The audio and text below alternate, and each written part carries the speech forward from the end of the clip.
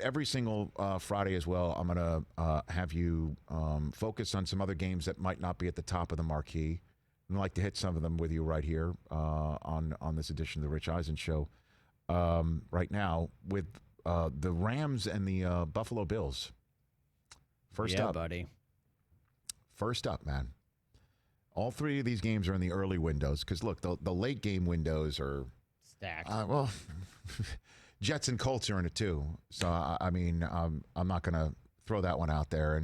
And Arizona and the Lions are That's going to be a fun game to watch. Well, it'll be a fun game to watch. But I'm just talking about, there's a lot on the line in these games. And in terms of the Rams and the Bills, you got two 2-0 teams, and it's just like, okay, well, the Bills are the Bills, right? I don't understand why people just aren't buying what Josh Allen is doing right now. Well, it's two crappy teams, huh? Jets and Dolphins. I mean, the guy had a 300-yard game. The Bills have not had a 300-yard passing game since Tyrod Taylor. And I already told you what Tyrod Taylor's been up to. We all know he's with the Chargers this year and with the Browns and the Chargers last year. I mean, it's been a while. And then after coming up with the first 300-yard game in many a moon, he throws a 400-yard game.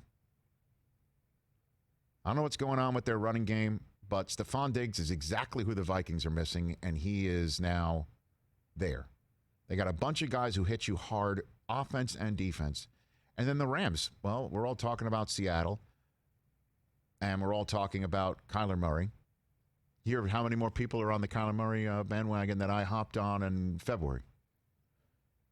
And so no one's talking about the Rams. Was that Kyle Brandt earlier this week who said Sean McVay is totally forgotten all of a sudden? Yeah, it was Kyle Brandt. That all of these young coaches that we're talking about, from LaFleur and obviously even Zach Taylor from Los Angeles, from the McVay staff. Yep. Now suddenly McVay is just yesterday's news. And they don't have Todd Gurley anymore. And they don't have Brandon Cooks anymore. So there's nothing to talk about except for the fact that they have Aaron Donald and they've got Jalen Ramsey and they've got an offense with McVay dialing it up. They're 2-0. They could easily win this football game, which, by the way, would make the Rams maybe the best 3-0 team in the league. Why? Because they go from Los Angeles to the East Coast, beat the Eagles, back to Western New York, beat the Bills, go back.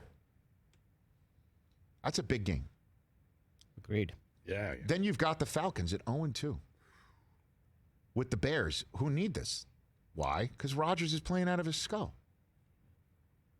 All right, if you think that all these other teams that Rodgers is playing right now in division, he's already 2-0 in division, and then you think the Bears, the way that they've been playing with Trubisky, they can go point for point with Aaron Rodgers, the way that they're playing on offense, with Aaron Jones hitting his head on the goalpost once out of every, 6 touches?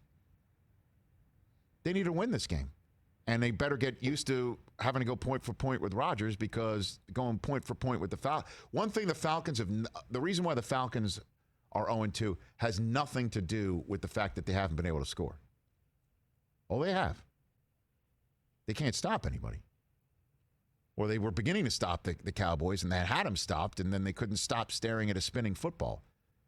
So that's what happens to bad teams, is that they lose games they should win. And then they lose games at home that they aren't even in. Julio Jones is clearly not himself.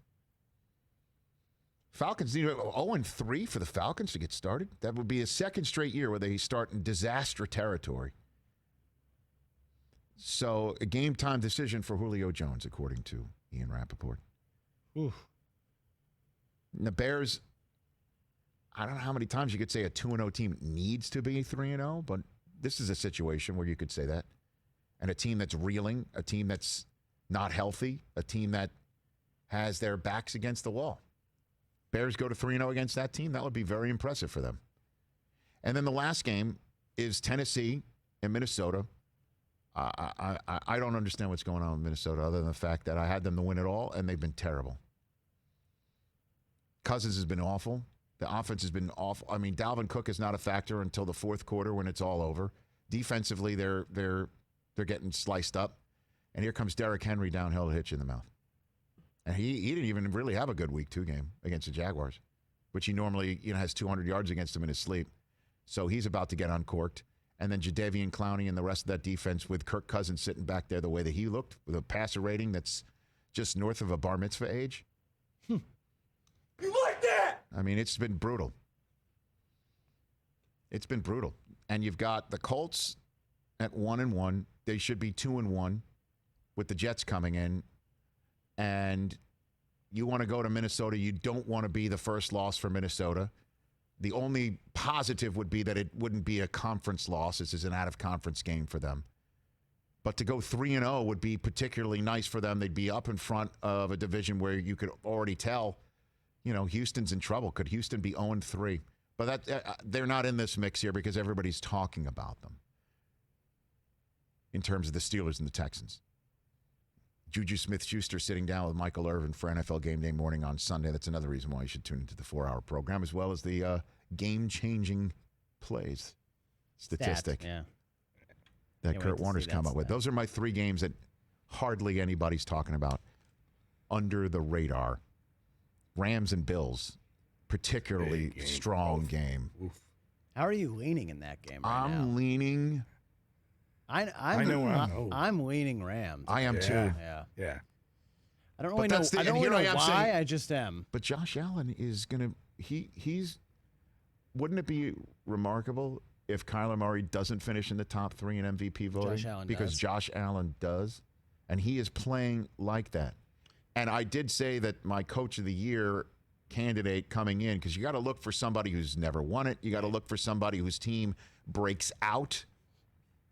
And sort of in the Matt Nagy mold of 2 years ago, where guys never won it before, team breaks out, quarterback starts to blossom. Obviously Andy Reid last year because team breaks out, right? That's why I said Sean McDermott, that the Bills I thought were going to win this division with 11, 12 wins, and McDermott would be the Coach of the Year. Yeah, games like this are so important, especially for Buffalo. Normally, they don't win these games. So if they want to be that AFC East contender, if they want to be that AFC contender, they've got to take care of business at home. Certainly with the way Cam's looking. Yeah. Certainly with the way Cam's looking. But the Pats don't have an easy game on Sunday either. Here comes Vegas. Week 3's lit.